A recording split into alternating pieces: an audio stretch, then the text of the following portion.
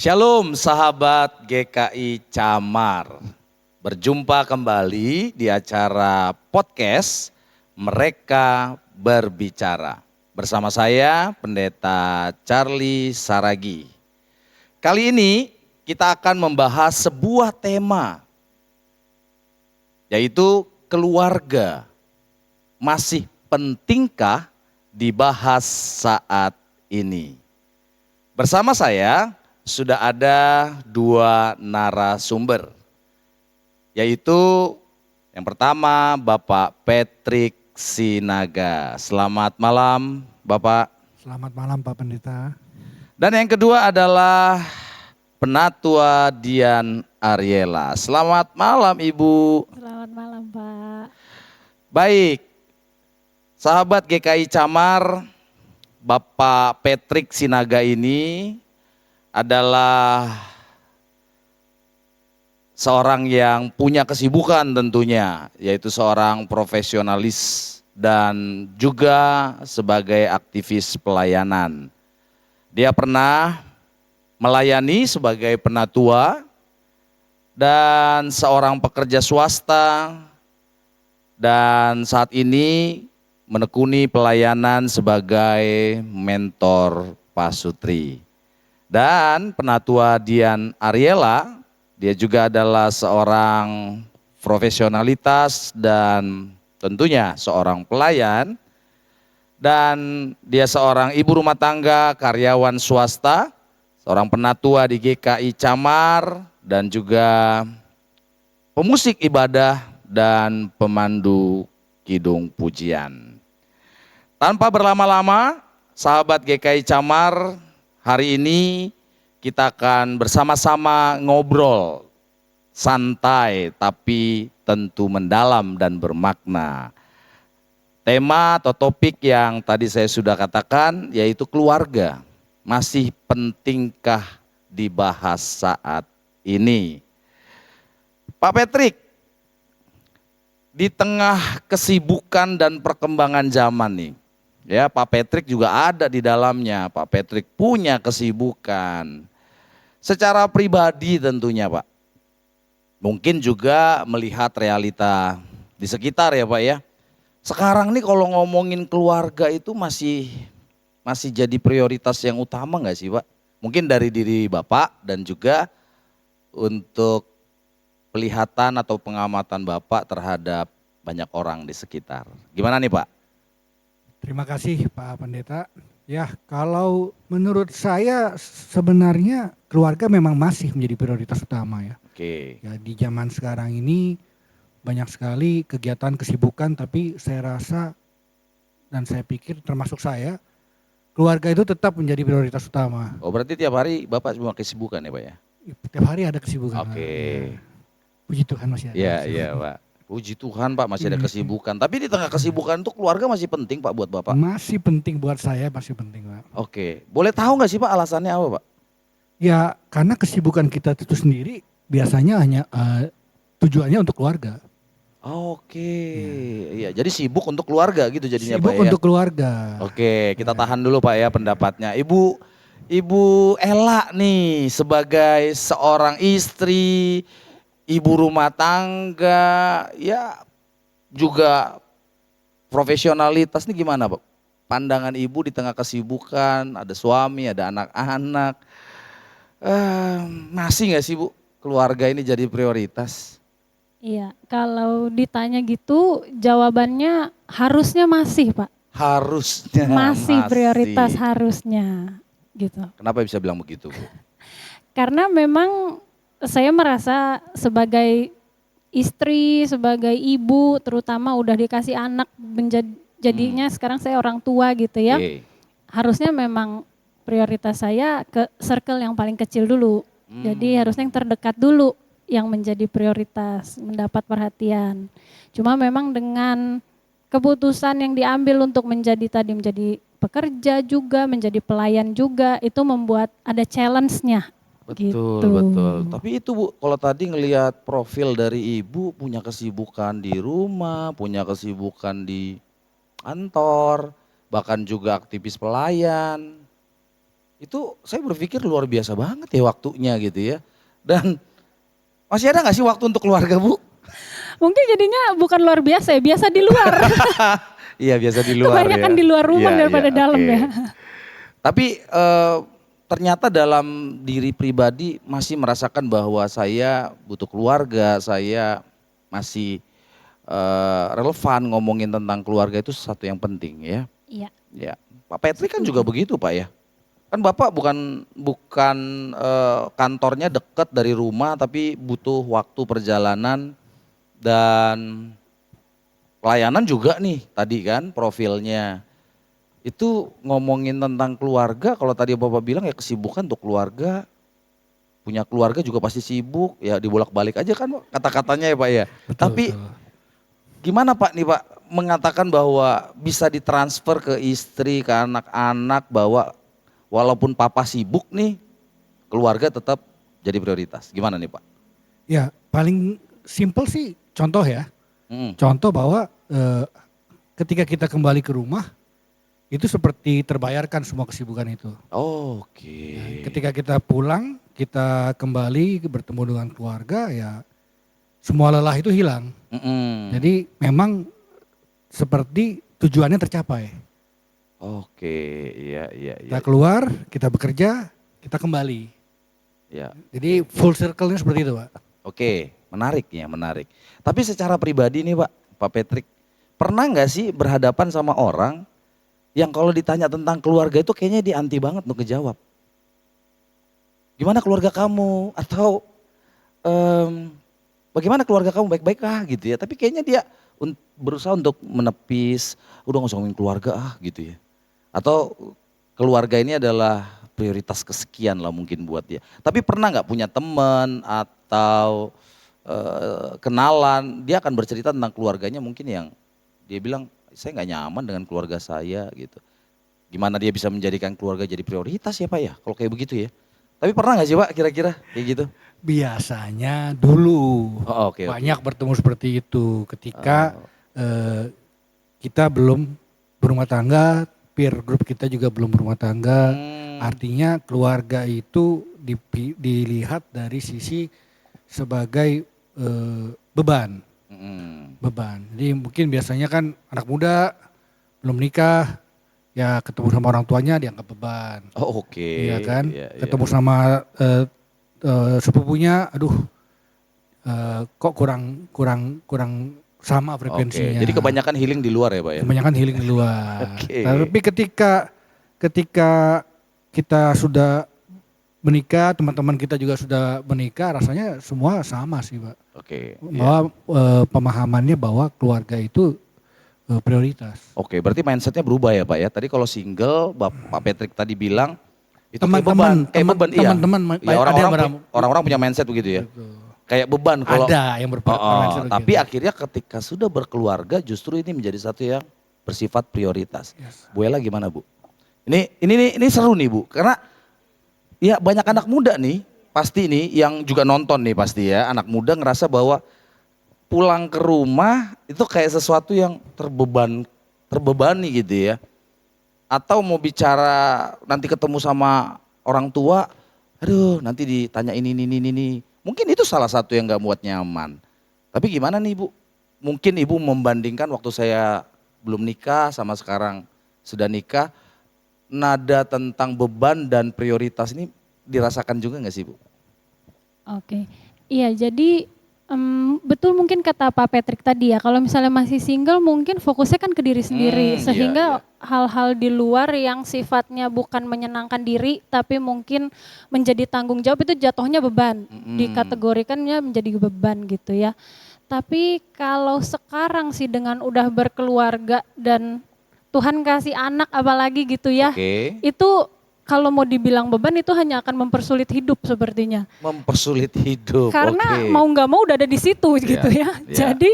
Jadi benar mungkin perlu memang mengubah mindset sehingga menangkap mereka membayangkan anak itu sebagai suatu karunia supaya dengan bersyukur bisa dijalani seperti itu. Oke, luar biasa nih pengalaman dari Pak Patrick dan juga Ibu Ella.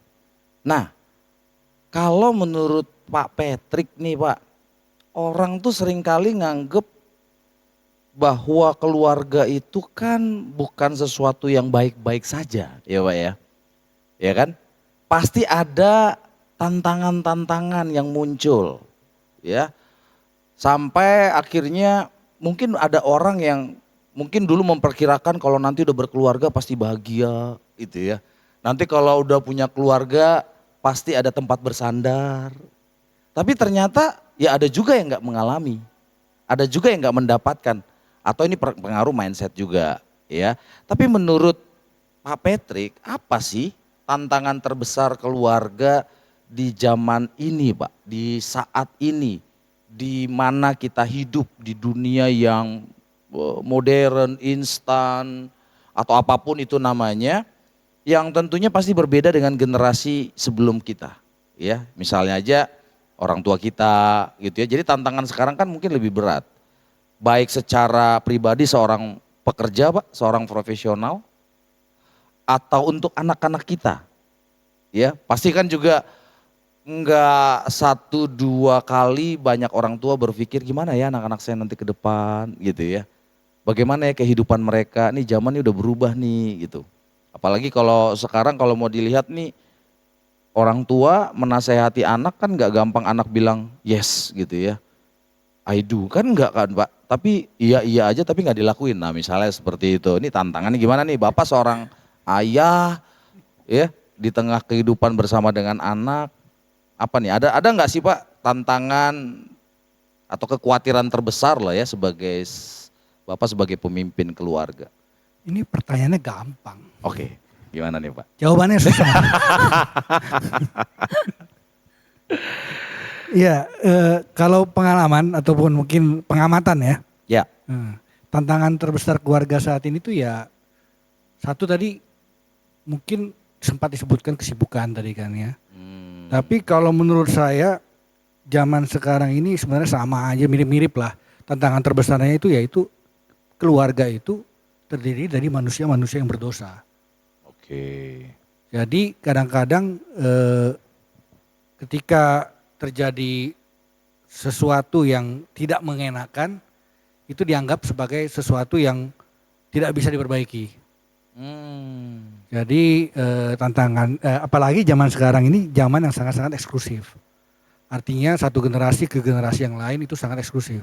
Eksklusif. Eksklusif ini maksudnya punya ciri khas masing-masing. Punya ciri khas gitu. masing-masing yang nggak tergapai oleh generasi yang lainnya.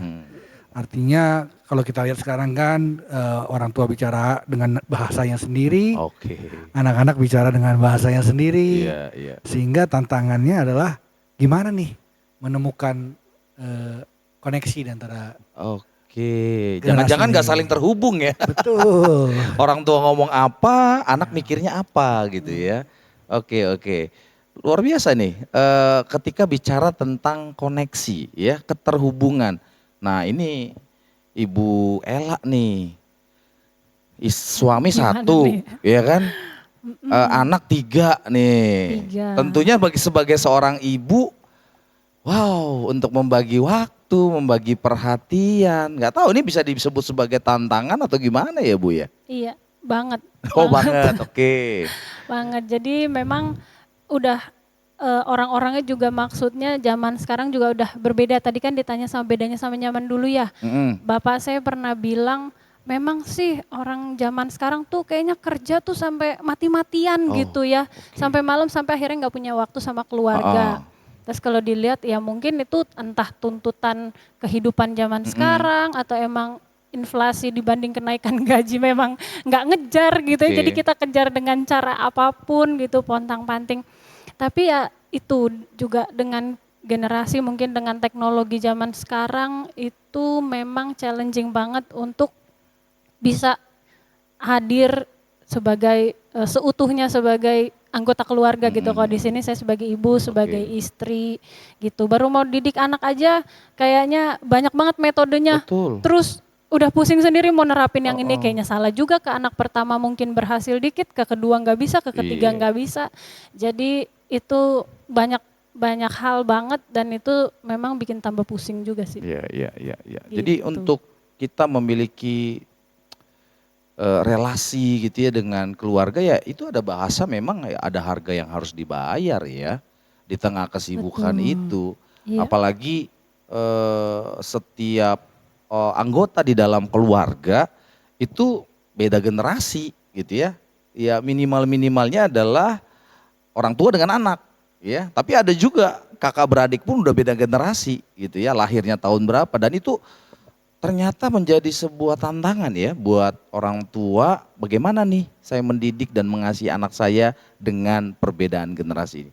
Tapi poin yang tadi Pak Patrick dan Ibu Ella katakan bagaimana saya hadir membangun relasi tetap ada untuk keluarga saya ini menjadi sesuatu yang tentunya harus dilakukan. Bukan hanya sekedar apa namanya ya iming-iming lah gitu ya. Karena itu tadi ada harga yang harus dibayar. Bagaimana apa namanya tadi ya, ayah, ibu tetap ada di tengah anak-anaknya mau ujian misalnya begitu kan. Itu kan cukup sulit. Di tengah juga ada deadline pekerjaan dan sebagainya. Tapi ini semakin menarik, kenapa? Perlu nggak sih Pak, gereja itu terlibat untuk ngurusin keluarga Pak? Menurut Pak Patrick nih, ya kan Bapak pernah jadi penatua dan sekarang masih aktif dalam pelayanan mentoring nih. Perlu nggak ya? Ya nggak tahu saya Pak.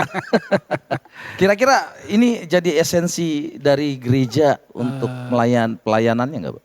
Sebenarnya kalau dari sisi keluarga, saya sih percaya nggak ada keluarga yang bisa istilahnya spiritually self-sufficient. Oke, ya. Ya, nggak mungkin keluarga itu memenuhi kebutuhan spiritualnya hanya dengan keluarga itu sendiri. Dia butuh lingkup yang lebih besar. Oh, oke. Ya, jadi disitulah sebenarnya ada peran gereja. Gereja punya peran untuk memenuhi kebutuhan spiritual setiap jemaatnya tentunya kan. Dan setiap jemaat tidak mungkin memenuhi kebutuhannya sendiri. Oke. Jadi bicara tentang keluarga, bagaimana relasinya dengan gereja, ya sebenarnya saling menguatkan. Gereja membutuhkan keluarga-keluarga yang bisa bertumbuh dan menjadi penggerak bagi gereja itu sendiri. Sementara keluarga-keluarga itu juga butuh gereja untuk itu tadi memenuhi kebutuhan-kebutuhan spiritualnya yang mungkin gak akan terpenuhi oleh di dalam keluarga itu. Jadi bahasanya adalah ya antara gereja dan keluarga ya memang punya peran ya masing-masing dan tentunya juga saling membutuhkan, bahasa sederhananya seperti itu tadi ya. Nah, Ibu Ella sebagai penatua yang sekarang nih masih melayani. Masih fresh Pak, saya Masih fresh. masa percobaan Oke. belum lulus. Fresh from the open ya. Ketika gereja saat ini juga akan berhadapan dengan ya tadi kita udah mulai dari awal bahwa enggak semua keluarga baik-baik saja gitu ya. Tetapi keluarga itu ada di dalam gereja.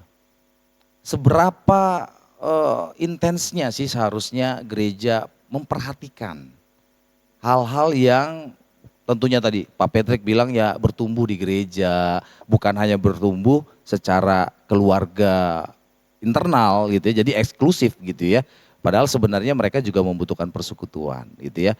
Karena memang gak semua orang akan suka juga sih ngomongin tentang keluarga ya. Kalau udah bicara tentang di gereja gitu ya. Ada mungkin orang punya perspektif ngapain sih gereja ngurusin keluarga gitu kan. Atau ada juga mungkin pelayan-pelayan lain yang bisa mengatakan ini gereja nih penting nih gitu ya. Karena apa? Karena itu jadi tiang gereja. Nah misalnya seperti itu. Tapi dari mindset seorang ibu sebagai penatua pasti bisa melihat ini bahwa apa namanya gereja punya peran seperti apa sih untuk keluarga yang ada di gereja itu sendiri, Bu? Baik. Jadi kalau tadi tentang seberapa gereja harus intens gitu ya, tentunya menurut saya sih harusnya itu jadi salah satu fokus utama gitu ya. Fokus memperhatikan jemaatnya. Karena mungkin nggak bisa dipungkiri juga. Yang penting jemaatnya juga mau diperhatiin ya. Oh iya benar, itu harus take and give ya. Ntar gayung tidak bersambut itu. Iya. Ya jadi nggak bisa dipungkiri juga memang mau nggak mau jemaat datang dengan bebannya gitu ya. Dan mungkin yang tadi nggak mau ngomongin keluarga ya karena mungkin nggak baik-baik aja sehingga dia Oke. terlalu takut untuk mengekspos itu kayak luka yang ditutup-tutup Mm-mm. gitu ya. Dan kalau kebongkar takutnya sakit hatinya keluar lagi. Nah Oke. mungkin kehadiran gereja bisa menjadi titik terang atau gini, kadang-kadang saya di tengah kesibukan saya juga saya kayak helpless banget gitu, kayak aduh mesti gimana lagi ngaturnya gitu Iya. ya. Tapi akhirnya mungkin dengan datang ke gereja gitu ya, terus mendapatkan firman, mendapatkan persekutuan, dan persekutuannya apalagi kalau camar kan punya yang kategorial gitu Ya. ya. Jadi kita bisa melihat bahwa ternyata tuh kita nggak susah sendiri loh, Oke. gitu. Jadi kita tuh bukan yang paling susah. Kadang-kadang kita tuh helpless karena kita pikir kita yang paling susah, gitu. Atau menarik diri dari persekutuan, Iya, gitu ya. atau malah iya jadi akhirnya takut dan Nah, mundur iya, gitu betul. ya. Jadi tapi ketika kita memberanikan diri untuk datang dan kita jadi nggak langsung selesai masalahnya memang, tapi itu membuka pikiran kita bahwa kita nggak sendirian. Oke. Gitu. Jadi memang pentingnya persekutuan adalah untuk kita tidak sendirian karena kalau kita sendirian ya udah kita helpless tadi, kita nggak tahu Oke. lagi mau ngapain. Ya, ya. Gitu mungkin ya. Oke, ya. Itu menarik karena ya kita juga harus mengumandangkan sih menurut saya ya. Karena gereja untuk bisa care dengan kebutuhan keluarga-keluarga ternyata itu akan berdampak juga buat gereja itu sendiri ya. Bagaimana iklimnya, bagaimana suasananya, kehangatan dan sebagainya. Baik, sahabat GKI Camar, ini sesuatu yang tentunya tidak akan bisa selesai digali, tapi ada bagian terakhir yang saya mau tanyakan untuk Pak Patrick dan juga Ibu Ella. Pak Patrick, ini ada nggak kiat-kiat nih Pak?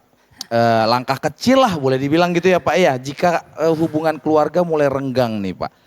Apa sih Pak ya langkah kecil yang bisa dilakukan untuk pemulihan Pak? Langkah kecil aja Pak, mungkin bukan satu-satunya langkah itu Pak, tapi yang mungkin menurut Pak Patrick ini bisa dimulai dengan cara seperti ini. Yang pasti sih yang pertama kalau menurut saya ya, Mm-mm. jangan menyerah. Jangan menyerah, Iya. that's point. Oke. Iya. Jadi kalau hubungan sudah renggang, jangan kemudian jadi ya udah, ya sudahlah kita terima hopeless, saja. Pak, ya, hopeless. Lewat jalanin aja terus gitu kan, ya udah ya saya masih harus tetap kerja, anak-anak Oke. masih harus tetap sekolah gitu kan. Iya. Ya udah jalan aja terus semua, yang penting semua baik-baik saja. Iya. Ya itu sebenarnya yang bahayanya di situ. Ketika semuanya ya udah, yang penting jalankan aktivitas masing-masing. Seakan-akan semua baik-baik aja, tapi dalam tanda kutip itu namanya menyerah. Iya. Gak ada usaha sama sekali untuk membuat yang renggang itu menjadi lebih dekat. Oke, tapi ternyata itu salah satu realita loh Pak. Iya. Iya.